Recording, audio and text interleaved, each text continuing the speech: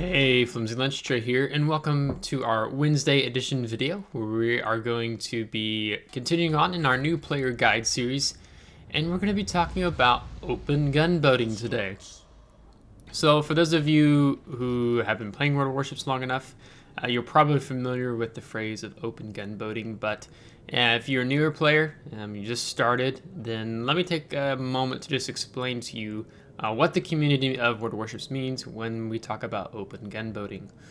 So open gunboating is essentially, usually it's more referred to on a class of destroyers or cruisers that have a somewhat decent reload time on the main battery. So let's say anywhere between 1 point something seconds to 8 or 9 seconds in that regard. And you're not using islands, you're not using smoke, you're out in the open and you're firing your guns, so that hits kind of the open gunboating. And that is what we are going to be doing today in the Tier 5 American light cruiser, the Omaha, which is basically a floating citadel. The citadel being the weakest part of the ship that can do a lot of damage if an enemy player hits that part of your ship. Which Omaha, it's pretty large.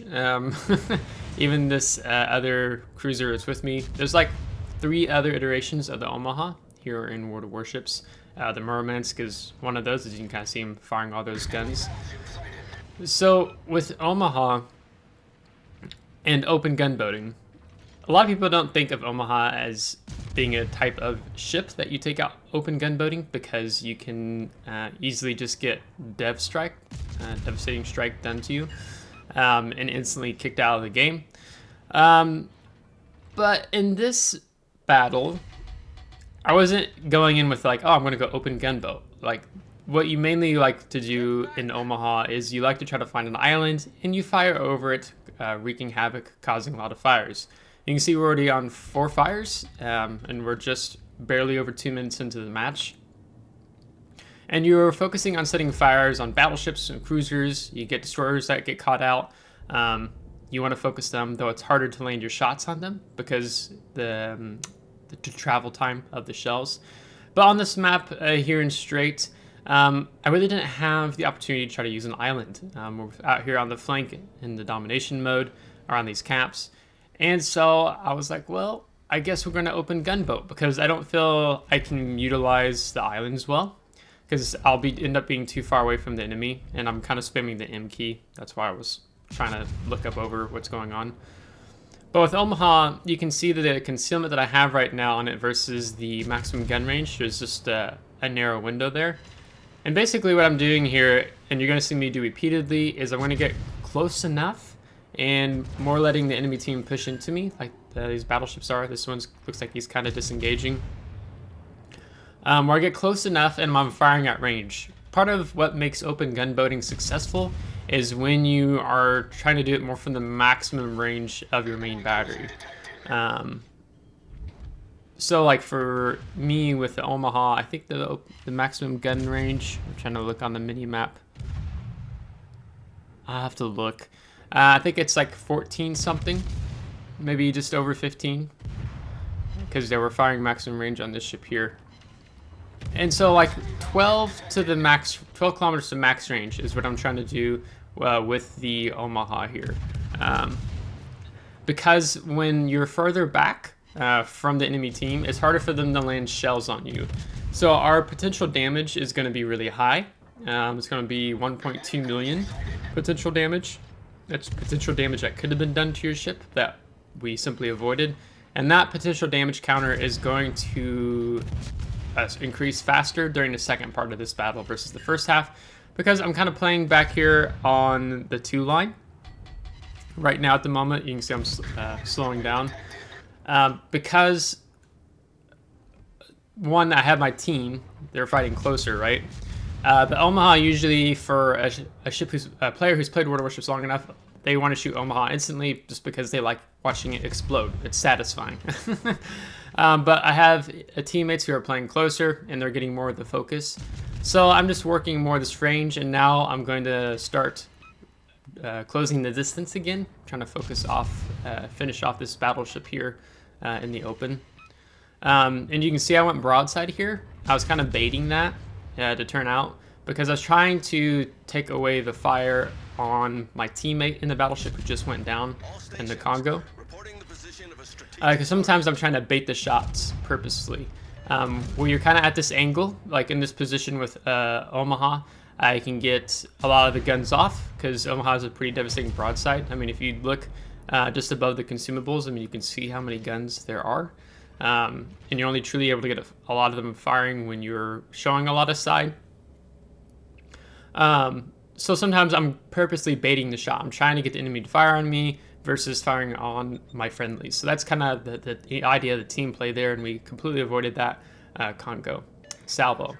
I'm picking in the map because my team, they outnumber the enemy team at A. And so they really need to be able to step on it, especially that destroyer who's just southwest of A. He needs to go ahead and step on the cap because we need the points.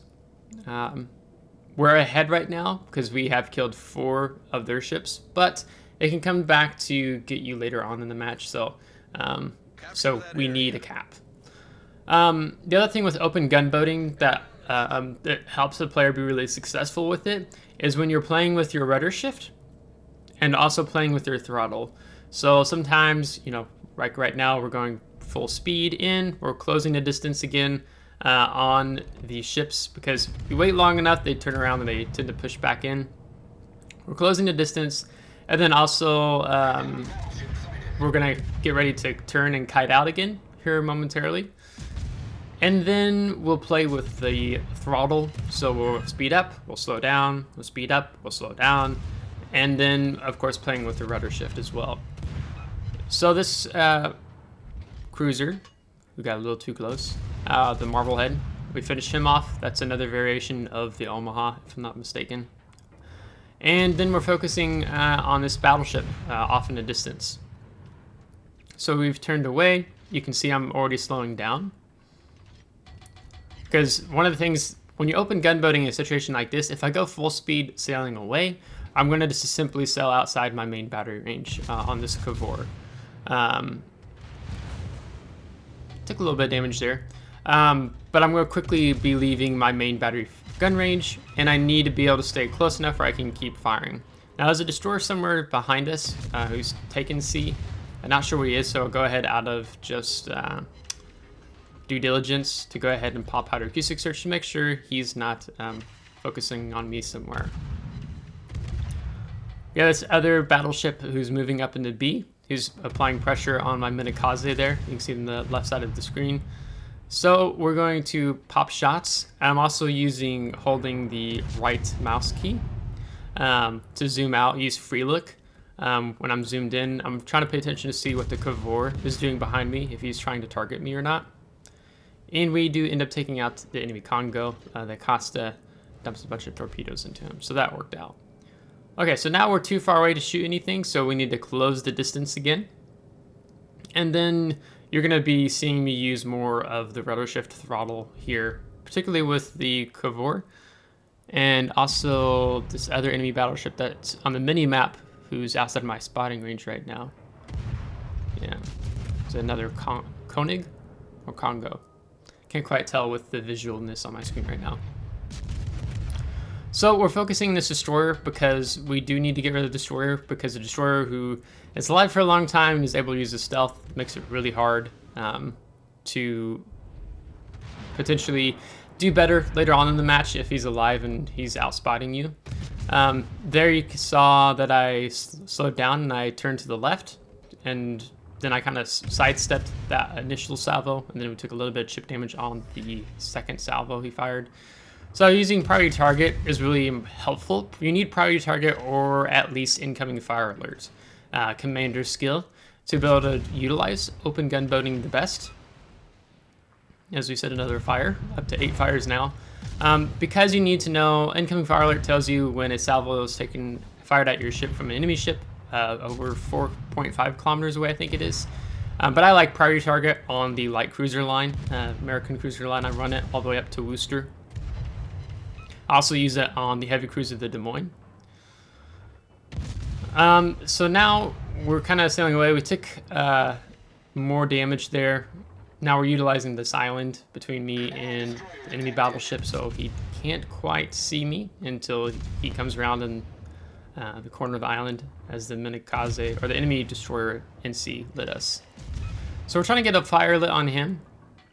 One of the things that's helpful with open gun boating, you can see most of my guns are firing all at once, but you can also ripple fire. I often ripple fire when, let's say I'm firing at a cruiser or a destroyer who's being really, I can't remember the phrase I try to use is, who's being very slippery, let's put it that way. It's hard to land shells on them because when you fire your guns all in one salvo, they can predict where that salvo is going to land near their ship and play with their throttle or the rudder shift time, the rudder, to be able to sidestep that salvo. But when you ripple fire, just firing a gun at a time in sequential order, then it becomes harder for them to predict where those shells are going to land, and you're going to land some of the shells more likely than landing none of them. So this Kavor, no, it is no longer the Kavor, I'm sorry. It is the Congo, is pushing in, and I'm calling him out because his health is low, and we have a teammate in the Pan-European Tier 5 battleship, takes him out. And now we're going to close the distance again. So we haven't even reached half our potential damage in this battle yet, or we're just right at half now, I think. So now we're going to close in the distance again, because one of the things I've been doing and playing down here for as long as I've had on this flank is that I'm trying to distract the enemy team. I'm trying to keep them bottled up here at A, or C, sorry, so my teammates from A and B can move in and help support me. So just basically being a pesky fly on the wall, if you will. Omaha can do that well if you utilize open gun boating well. Okay, so now that we're going to get more potential damage, here I'm going to focus a little bit more on my movements and break that down a little bit more to you. So he's fired 2 turrets as soon as he came around the island, so we're turning out. So we've avoided that salvo. You can see we're still pretty much playing here at maximum range, and he's fired off the other 2 turrets, and it looks like we're gonna yeah, so we're gonna be able to keep using our speed to pile it on to avoid. They do get that destroyer, the Visby, so that's great. So I wanted to switch focus on him because it's important for him to be killed to protect my battleships. Since I'm the last cruiser, we have no destroyers left, and then just the 3 battleships. So we're going to close the distance again. I can tell that the enemy destroyer is, you can see the window on my concealment versus my main battery firing range. So he's not close enough to be spotting me yet, but we need to go ahead and close the distance again to be focusing more on the battleships.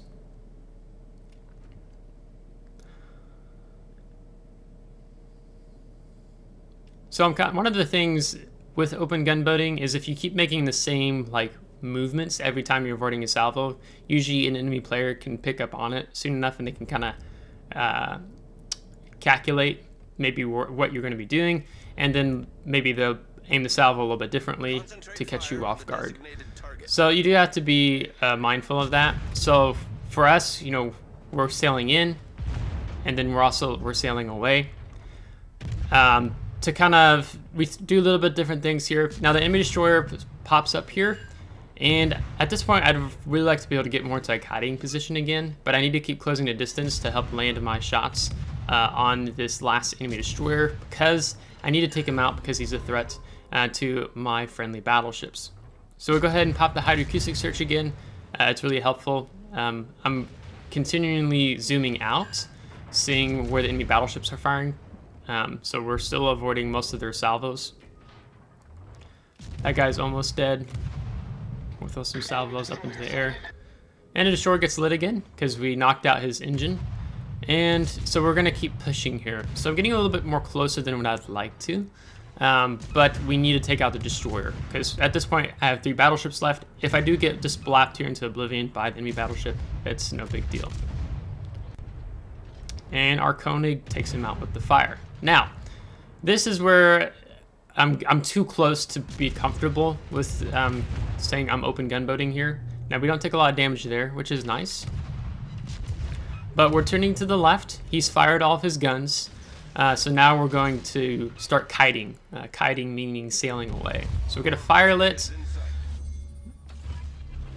We've kind of... No, speed's still going. So he should be getting ready to fire here in a moment. So it's getting used to when an enemy battleship is about to fire, so you can kind of position accordingly. There we take a good chunk of damage, almost 7,500. These torpedoes are 5.5 kilometer torpedoes, so I don't expect any of them to land, but I'm throwing out anything possible I have in case he decides to turn in and close the distance from my team, because I'm on the verge of dying. So now we're going to work a little bit more on avoiding some of these salvos. So I'm expecting the salvo to come again, so you can see I'm not showing as much side. We're more just straight away. Here he fires 1 turret, 2 turret, 3 turret, 4 turret. So he's sequential firing now because I'm being a slippery fish, okay? And we've avoided all that. Well, we took the last one. So only a little bit of damage. So after he's fired, then we're gonna show the side again. Now I'm not playing too much with the throttle right here because the more distance between me and him, the better chances I have of being able to sidestep, use the rudder to avoid his salvos. But we're still being very much a pain. So it's 3 turrets, and I think he just fired the 4th turret. And there we go. So that's the 1.2 million potential damage. When you're able to play more at range, like I was in that first half, you can play a little bit more on with the throttle. You don't have the best acceleration on something like the Omaha. And even when you're reversing, it does really throws enemy team off. So we were just being a pain. You can see we set 14 fires. Of course, enemy players DCP'd, damage control partied some of them, and we got over 77,000 damage. So we're a pest on this flank, and I'm pretty sure the Kavor player was very annoyed with me throughout that battle towards the end there, until our team was able to come down from the A cap and Bravo cap to assist us. So 7,800 experience, 2,162 free XP, 77,389 damage. You can see work on some combat missions there, with a couple of incapacitations in our 14 set on fires. So that is an introduction to open gunboating. And as you increase in tier, I increase in tier here on the EU server. We'll be talking a little bit more about that, but I wanted to introduce it to you at least today because Omaha can open gunboat. It's rather dangerous, but she can do it. So we second place on the team with 1,453 experience. The Pan-European battleship, I don't even know how to pronounce that name. In my North American clan, we just refer to that ship as the Vibrating Unit. He tops the team with 6 kills, so hats off to him for making the kills count. Here you can see a layout of the damage. Fires, we did 23,934. And you can see the potential damage there in the center of the screen at 1,200 or 1,200,000 potential damage. And then what it looks like with credits and XP earnings. With premium account, I got some free premium account time on the account without having to purchase any. So I was making definite use of that along with the camouflage and some economic signals. So that helped us to do quite well here at tier 5 with the XP and credit earnings. So again, we'll revisit open gunboating. I really like open gunboating in destroyers in particularly. Let's say that the French destroyers do it well, the Russian destroyers do it well. To some extent, the Japanese destroyers, to a certain extent, can. But the Russian and French destroyers have a lot of speed. So that really helps them be harder to land shells on them. So that's what it looks like, open gunboating in Omaha. So if you liked today's video, give it a thumbs up. If you did not, give it a thumbs down. Subscribe if you do want to see more. If you're subscribed, thanks so much. I really appreciate it. As we passed 700 subscribers yesterday. So shout out to all of you who congratulated me on my birthday yesterday and making the birthday wish of hitting 700 subscribers on my birthday come true. So really appreciate that. So until next time, take care.